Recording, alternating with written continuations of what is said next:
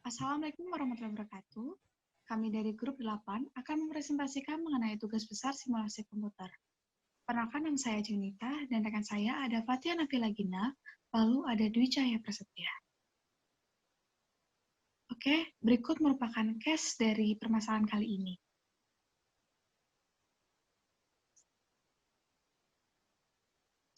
Berikut slide selanjutnya untuk case-nya. Terdiri ada jenis produk O dan produk V.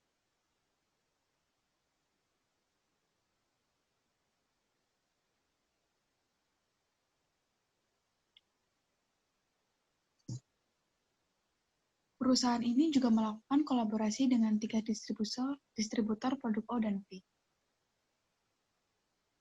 Ini merupakan diagram waktu proses pengejaan produk. Lalu, dari case tersebut terdapat pertanyaan, andaikan saudara diminta membantu PT model untuk memecahkan masalah yang dihadapi, usulan apa yang saudara ajukan? Untuk memecahkan masalah ini, saudara diminta untuk menggunakan pendekatan pemodelan yang meliputi langkah-langkah berikut ini. Langkah 1 merupakan memformulasikan masalah. Langkah 2, menyusun model matematik dan mencari solusi model. Berikut formulasi masalah. Terdapat elemen struktur yang terdiri dari 16. Ini merupakan diambil dari case yang sudah saya tayangkan sebelumnya. Lalu terdapat elemen proses yang terdiri dari produksi, pemesanan barang, inspeksi, inventory, penjualan, dan training pegawai. Lalu terdapat elemen relationship. Terdapat 28 elemen relationship dari PT model tersebut, yang terdiri dari jenis alat produk, yaitu merupakan alat elektronika, yaitu oskiloscope dan voltmeter. Lalu ada proses produksi untuk kedua produk tersebut yang melibatkan 3 stasiun kerja, yaitu SK Circuit Board, SK Chassis, dan SK Final Assembly.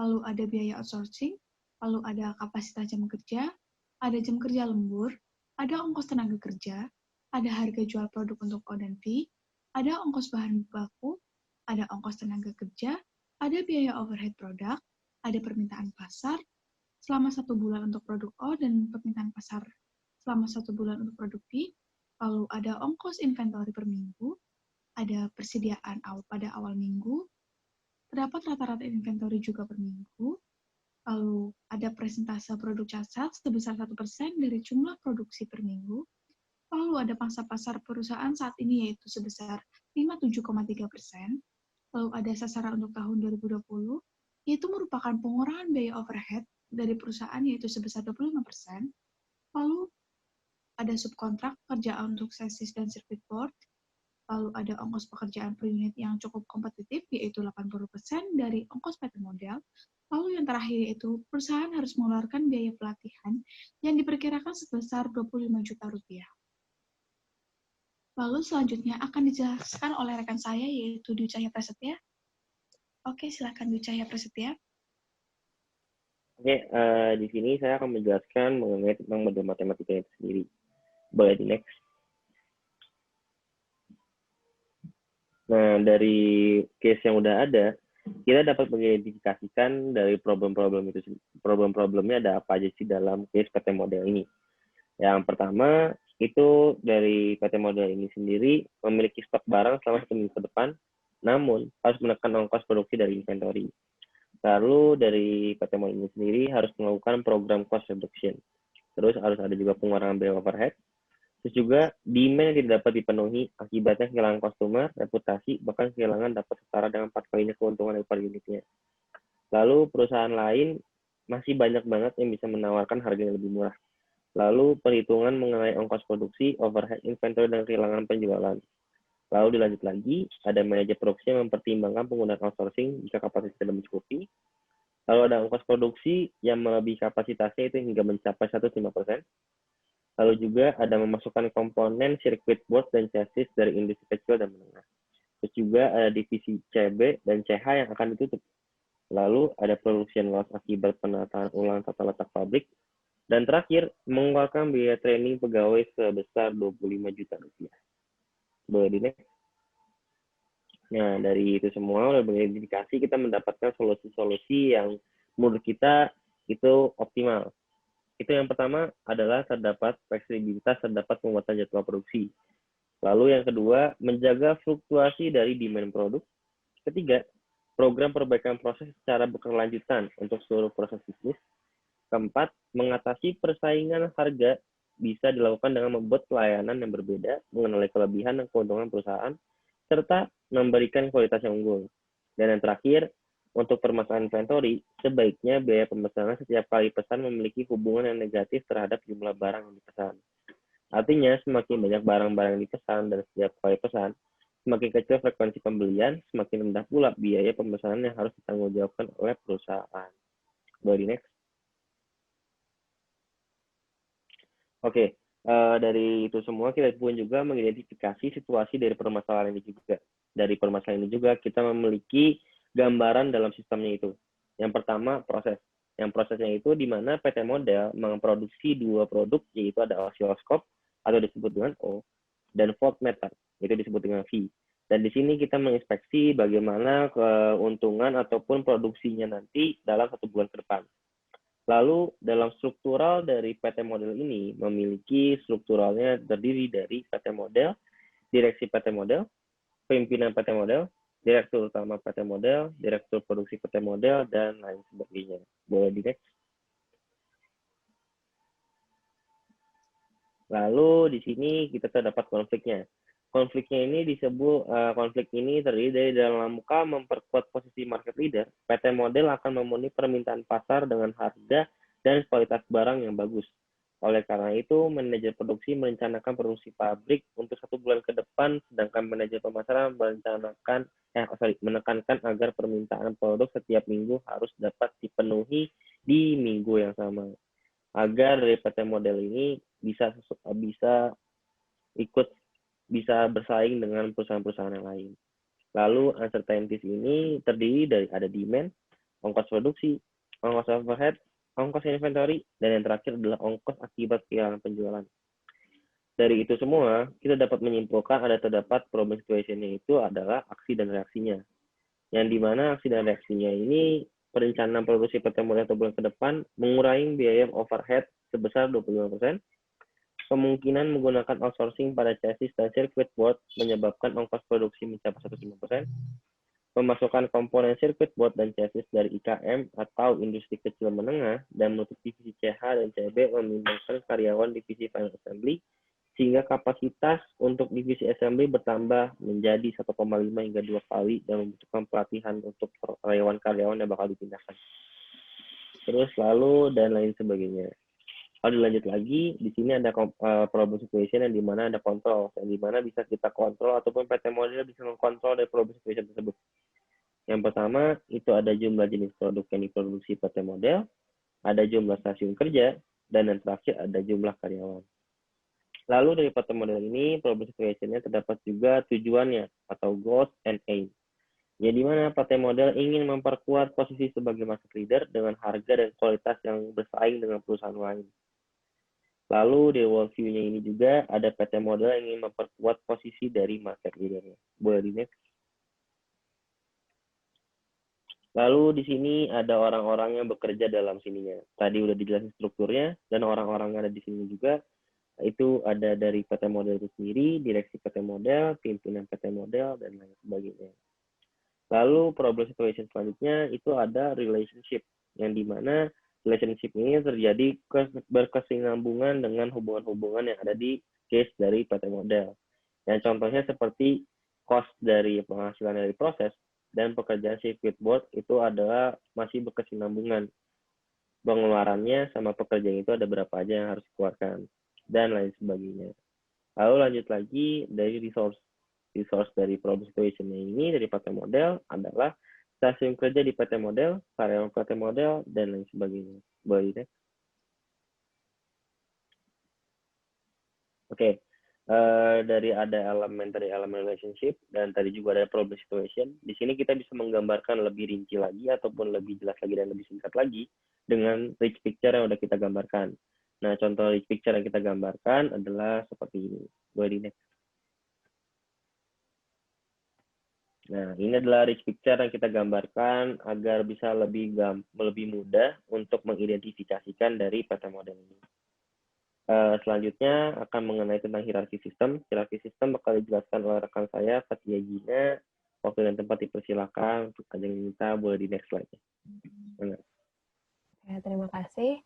Sekarang kita masuk ke hierarki sistem, di mana hierarki sistem itu merupakan sistem dari atau lingkungan-lingkungan dari permasalahan yang ini.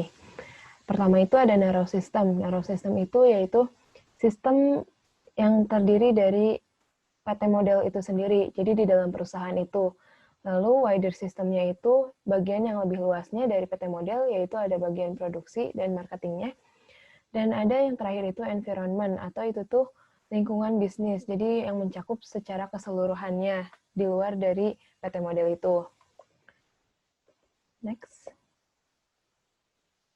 Berikut merupakan gambaran dari hierarki sistem dari PT model ini. Next.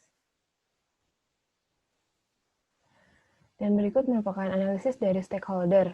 Jadi problem owner dari masalah PT model ini yaitu direktur produksinya, manajer produksi, dan manajer pemasarannya.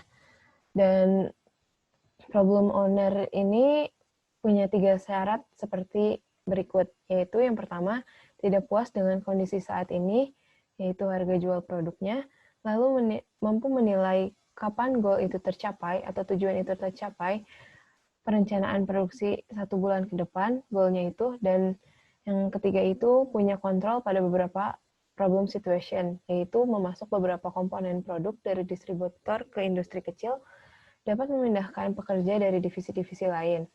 Lalu problem customer-nya yaitu konsumen, problem user-nya yaitu karyawan bagian produksi, lalu problem analisnya itu mahasiswa TI 4206, grup 8 sebagai konsultan perusahaan atau kami bertiga. Boleh di next.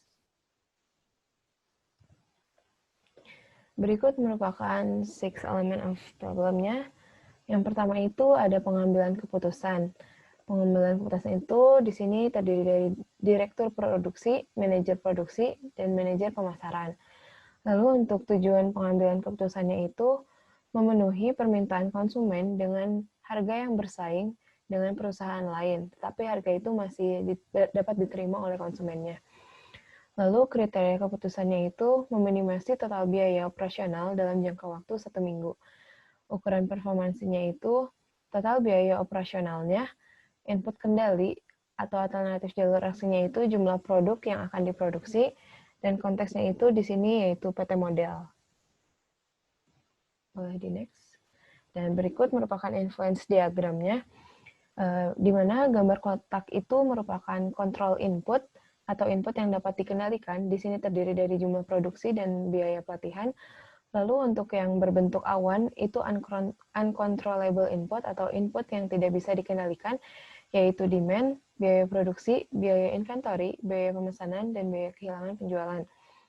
Lalu untuk yang berbentuk bulat, itu merupakan sistem dari problemnya ini, yaitu di sini terdapat total biaya produksi, total biaya inventory, total biaya pemesanan, frekuensi pemesanan, dan jumlah inventory. Dan yang terakhir, bentuk oval itu merupakan output dari sistem ini, yaitu harga jual produknya. Berikut merupakan gambaran dari influence diagram dari yang telah disebutkan sebelumnya. Oke, berikut merupakan model matematis dari case tersebut, yaitu terdapat 19 kamus simbol. Yang pertama yaitu TC merupakan total cost dengan satuan rupiah per minggu. Untuk D merupakan demand dengan satuan unit. Untuk BPRO merupakan biaya produksi dalam satuan rupiah. Untuk PPL merupakan biaya pelatihan dalam satuan rupiah. BI merupakan biaya inventory dalam satuan rupiah. TB Pro merupakan total biaya produksi dalam satuan rupiah. TBI total biaya inventory dalam satuan rupiah. HCP merupakan harga jual produk bagi PT model dalam satuan rupiah. Lalu untuk JI merupakan jumlah inventory dalam satuan produk tersebut dalam satuan rupiah. Untuk FP merupakan frekuensi pemesanan dalam satuan rupiah. Untuk P merupakan pendapatan dalam satuan rupiah. Untuk PF merupakan profit dalam satuan rupiah. Untuk JP merupakan jumlah produksi dalam satuan unit. Untuk PG merupakan pengeluaran dari PT modal dalam satuan rupiah. Untuk O merupakan overhead dalam satuan rupiah. Dan untuk BO merupakan biaya outsourcing dalam satuan rupiah. Untuk BTK merupakan biaya tenaga kerja dalam satuan rupiah. Dan yang terakhir merupakan biaya lembur dengan simbol BR dalam satuan rupiah. Oke, di sini saya akan menjelaskan dari rincian model matematisnya. Dari yang sudah dijelaskan oleh rekan saya tadi tentang simbol-simbolnya, di sini dalam rincian model matematisnya kita mendapatkan untuk harus bisa menghitung dari 3 poin. Yang pertama itu ada pendapatan, kedua itu ada pengeluaran, sama yang terakhir itu profit ataupun keuntungan bersih yang bakal didapatkan. Pendapatannya di sini kita mengkalikan rumusnya yaitu dengan HJP dikali dengan FP, yang dimana mendapatkan hasil yaitu Rp4.764.750. Lalu dilanjut lagi di sini dengan di pengeluarannya. Di pengeluarannya dari biaya-biaya yang sudah diakumulasikan dan mendapatkan hasil di mana itu 4.764.750.000.